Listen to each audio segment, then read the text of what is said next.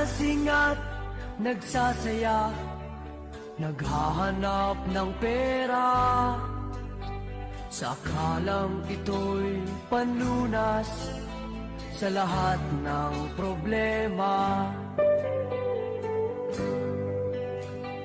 Masdan mo ang kabataan sa paggawa ng kasalanan, naghahangad ng karangalan, parusa ang hantungan. Papuri at pasasalamat kay Kristong ating Panginoon. Doon sa krus, siya'y namatay upang tayo ay tubusin sa walang kabuluhan, walang kabuluhan, walang kabuluhan, walang kabuluhan.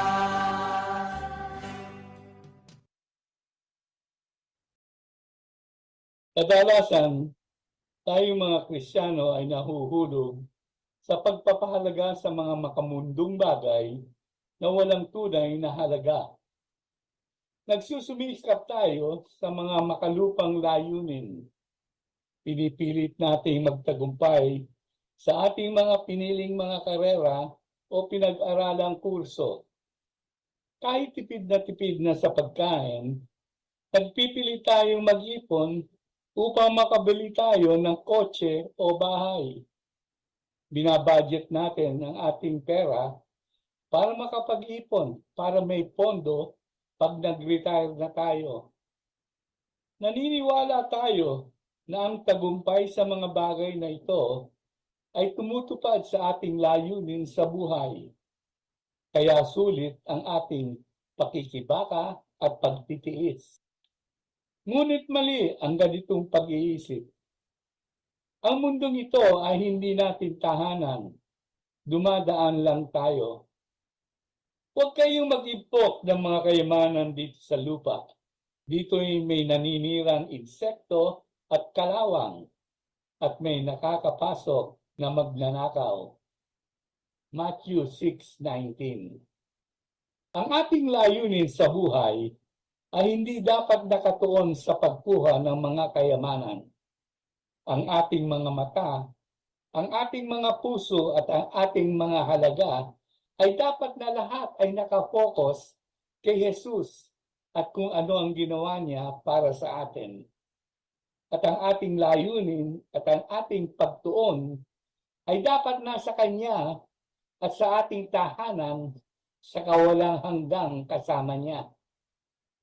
Ang mga gantimpala na inaabangan natin ay hindi makalupa at ibibigay sa atin ni Jesus pagdating natin sa langit. At ito ay manatiling magpakailanman.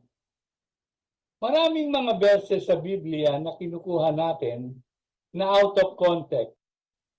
Pinipili natin ang mga verses na nagsasabing maaari nating makamit ang mga hangarin ng ating puso at naghahanap tayo ng mga makalupang kayamanan dahil iniisip natin na ito ang nais ng Diyos para sa atin.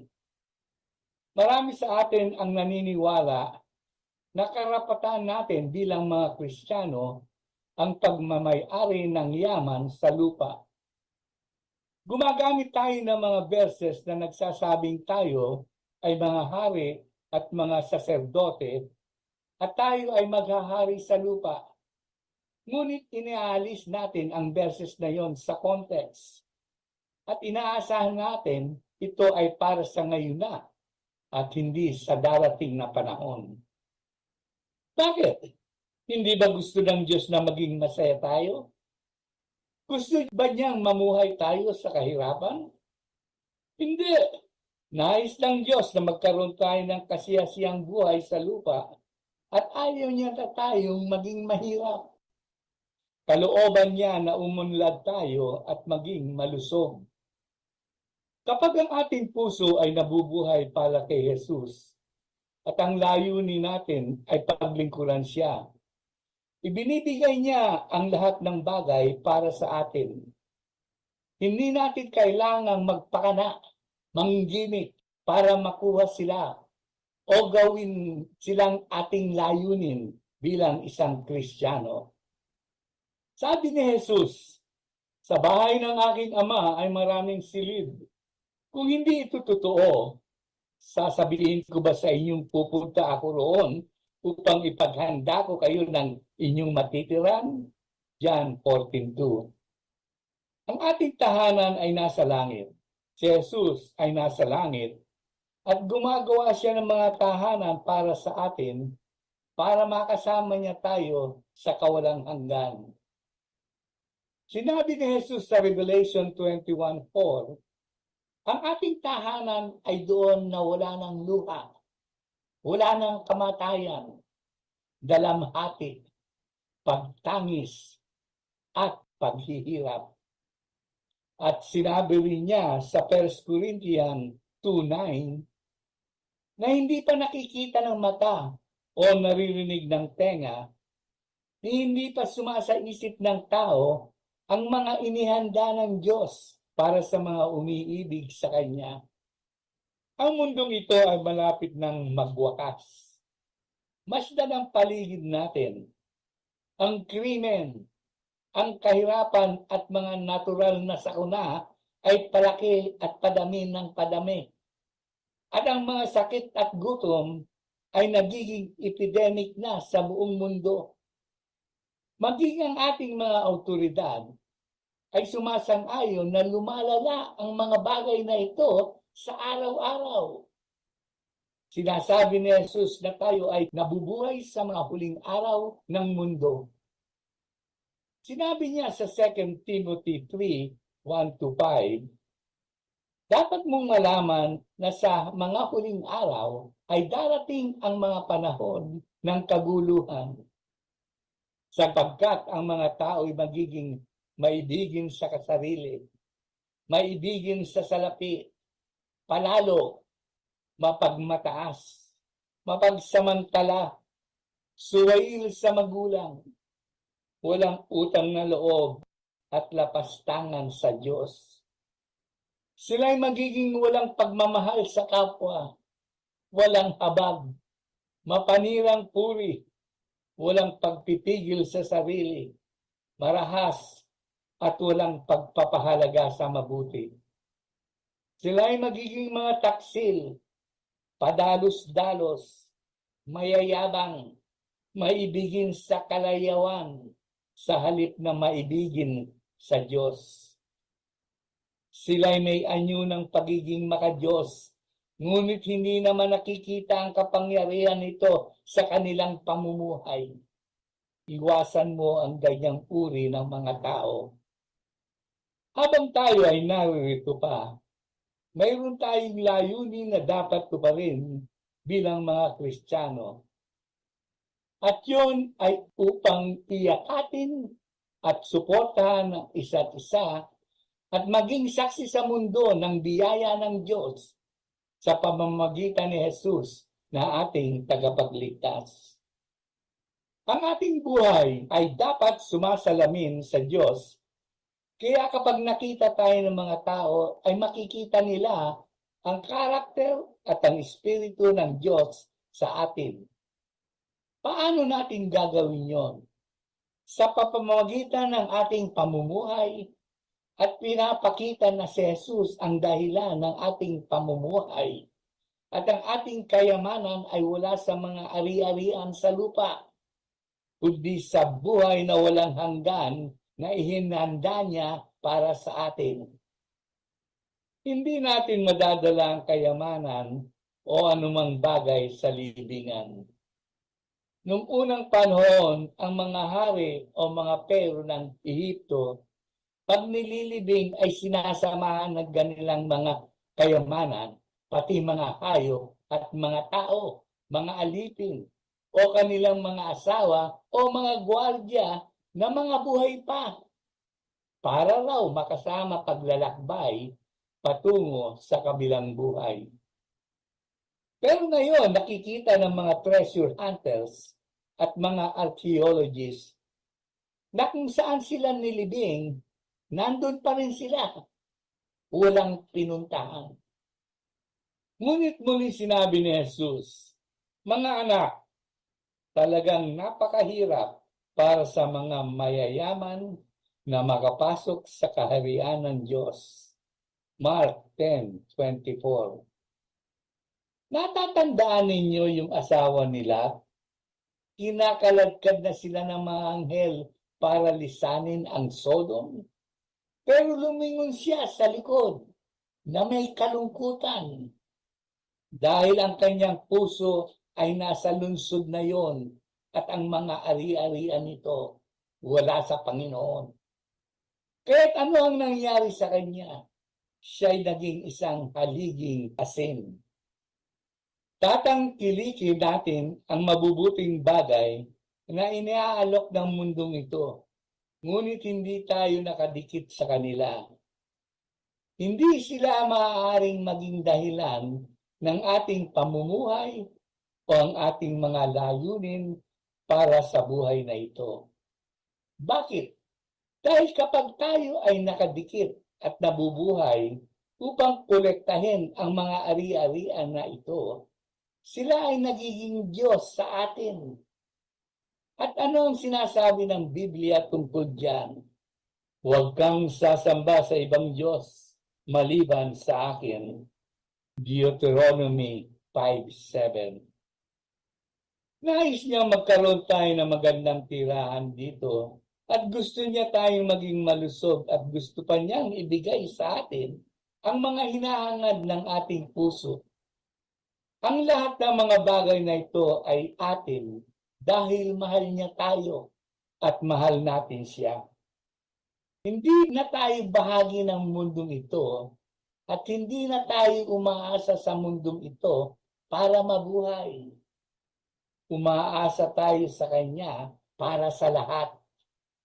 Kapag ginawa natin ang langit na ating mithiin at ang ating tahanan na inaasahan, ang mga bagay na mayroon tayo rito ay mga pangangailangan o pagnanais na maihatid tayo sa paglalakbay na ito. Oo, maaaring maganda ang mga ito. Ngunit hindi ito ang ating dahilan para mabuhay o ang ating dahilan para gustong manatili dito. Hindi tayo nakadikit sa kanila. Malaya ang ating mga puso na tamasahin ang mga ito o ibigay ang mga ito. Ibinabahagi natin kung anuman ang mayroon tayo sa iba pang mga Kristiyano upang tayong lahat ay bahagi ng pagpapala ng Diyos at tinutulungan natin ang mga nangangailangan na nagpapakita naman kay Jesus sa isang nananakit na mundo. At kapag ginagawa natin ito, tayo ay pinagpapala. Sinabi sa Malakay 3:10, dalhin ninyo ng buong buo ang inyong mga ikasampung bahagi sa tahanan ng Diyos upang matugunan ang pangangailangan sa aking tahanan. Subukan ninyo ako sa bagay na ito. Kung hindi ko buksan ang mga bintana ng langit at ibuhos sa inyo ang masaganang pagpapala. Tumutulong ba tayo sa mga pangangailangan at gastusin ng ating lokal na simbahan? Yung mga naghihirap na mga kapatid sa pananampalataya, pinagdarasal ba natin o tinutulungan kahit na papaano? O puro pagpapasarap sarili lang ang iniisip natin?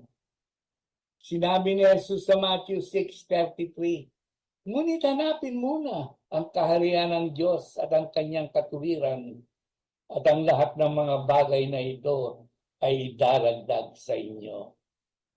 Kapag inuuna natin siya, pinagpapala niya tayo. Hindi natin dapat gugulin ang lahat ng ating oras o pag-iisip para gawing permanenteng tahanan ang mundo. Ngunit habang narito tayo, Nangako ang Diyos na tutustusan ang lahat ng ating pangangailangan. Ang mundong ito ay hindi natin tahanan. Ito ay isang larangan ng digmaan kung saan sinusubukan ng diablo na gawin ang lahat para maiwasan ng mga tao na makilala ang Diyos. Ang tungkulin natin bilang mga Kristiyano ay armasan ang ating sarili sa salita at sa pamamagitan ng kapangyarihan ng banal na Espiritu ay maibahagi natin ang Ebanghelyo sa mga tao at makapagbibigay ng mga kaluluwa para kay Kristo. At magagawa natin ito dahil ang langit ang ating tahanan. Langit ang ating layunin. At ang langit ay kung saan naroon si Jesus at kung saan gusto nating mapuntahan. Ang mundong ito ay hindi natin tahanan. Dumadaan lang tayo. Huwag nating gugulin ang lahat ng ating mga oras, pag-iisip, pagod at pera sa mga bagay na walang kabuluhan. Walang halaga para sa habang panahon. Ibahagi, ipamalita natin ang Ebanghelyo ni Jesucristo na manalangin ang bawat isa at humingin ng biyaya sa Diyos Ama naway bigyan sila ng awa na magkaroon sila ng pananalig kay Jesucristo na ating natatanging tagapagligtas at Panginoon at magsisi sila sa kanilang mga kasalanan.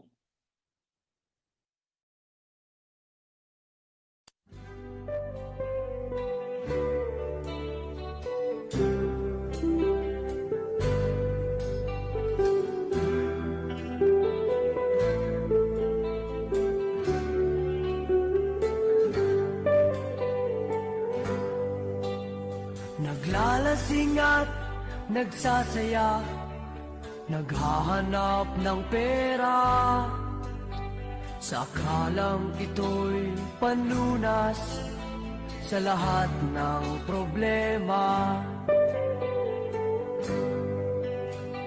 Masdan mo ang kabataan sa paggawa ng kasalanan, naghahangad ng karangalan, parusa ang hantungan. Papuri at pasasalamat kay Kristong ating Panginoon. Doon sa krus, siya'y namatay upang tayo ay tubusin sa walang kabuluhan. Walang kabuluhan, walang kabuluhan, walang kabuluhan. Masdan mo ang kabataan sa paggawa ng kasalanan, naghahangad ng karangalan, parusa ang hantungan. Papuri at pasasalamat kay Kristong ating Panginoon. Doon sa krus, siya'y namatay